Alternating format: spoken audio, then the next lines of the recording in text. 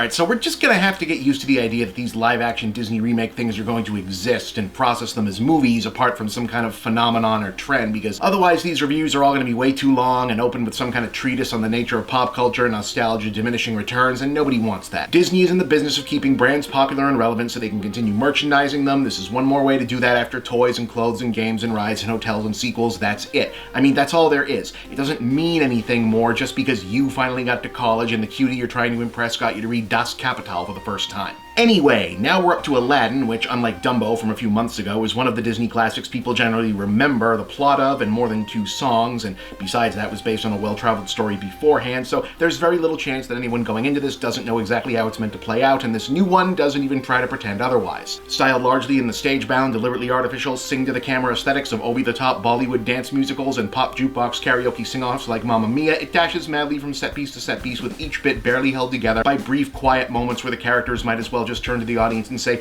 "Hey guys, that was fun, right? Okay, now let's get on to the next big thing you remember from the original, or the next big thing we're changing from the original, because it doesn't really work anymore." There actually turns out to be more of that second one than you'd think, or maybe not. There's been a lot written about how the remake cycle has served as a secondary function of letting the mouse take a mulligan on addressing the nitpicky narrative issues and thornier socio-political problems of the original films in the wake of YouTube nostalgia reviews becoming so wildly popular among millennials, and given that Aladdin was famously having problematic jokes at the expense of Arab and Middle Eastern cultures edited out of it back in the day, there's quite a bit getting toyed with here, from depictions of the supporting cast to song lyrics and a general approach to presentation, most of it pretty positive. Even still, the story is basically the same. Evil wizard Jafar needs common street criminal with a heart Aladdin to get a magic lamp from a cave in order to take over the city of Agrabah. Aladdin does so in the hopes of securing the fortune and fame he needs to impress the strong-willed Princess Jasmine. Instead, he meets a wisecracking, wish-granting genie who helps disguise him as a wealthy suitor. Palace intrigue, magic carpet, diamond in the rough, just be yourself. Look, we've all fucking seen Aladdin. The main storyline shakeups involve the palace intrigue business, mainly in fleshing out what exactly all the intrigue and infighting is about, and giving Jafar some cursory backstory and motivation beyond just evil. In this case, he's an ambitious former thief like Aladdin in his own right, that's pretty good actually, who wants to be sultan so he can remake Agrabah from a peaceful trade kingdom to an aggressive military superpower with strong borders, subtle. And meanwhile, instead of being angry about being forced to marry because that would suck, Princess Jasmine doesn't care about getting married. She's a politically minded reformer who wants to ascend to the role of sultan herself and is frustrated that she can't because of the nation's sexist traditions, even though she's objectively the most qualified Wow, we're really going all the way there, huh? Whoa, okay, subtle.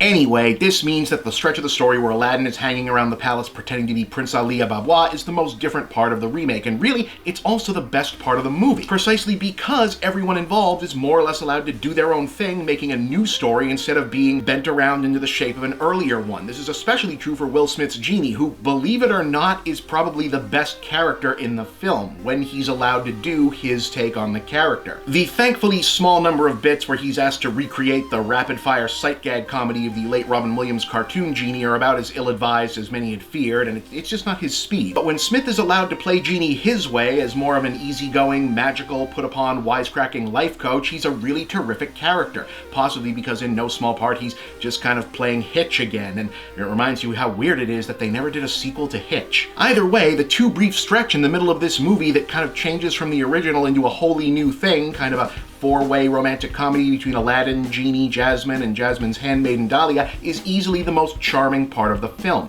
Otherwise, it's mostly just kind of there. Mina Masood is particularly bland and forgettable as Aladdin, while Marwan Kenzari's Jafar is interestingly conceived on the page, but never really comes off particularly menacing or intimidating. Maybe that was the point, but it doesn't translate. Guy Ritchie's direction is more restrained and anti-frenetic than it's probably ever been in Guy Ritchie's career, to be honest. It almost feels like they strapped a bunch of weights to his cameras or shot him full of melatonin before each shoot. I would have thought that maybe it was the strain of shooting in 3D, but I guess this was a post-conversion job. Otherwise, the standout apart from Will Smith not being terrible and in fact being kind of awesome is Naomi Scott as Jasmine. This is probably the walking definition of a breakout star-making role. Scott is an astonishing beauty and a hell of a singer. She gets the requisite new for the soundtrack, let it go like belter of a song for a solo number, and her first proper scene as Jasmine is an all-time Star is Born. Wow, who the hell is that? that moment for the ages. Plus, with the reworked plot, Jasmine gets a bit more to do in the third act that surprisingly dials back on the action compared to the animated version in favor of a mostly dialogue-driven finish. In fact, the whole thing feels a bit smaller and less reliant on spectacle than one would have expected.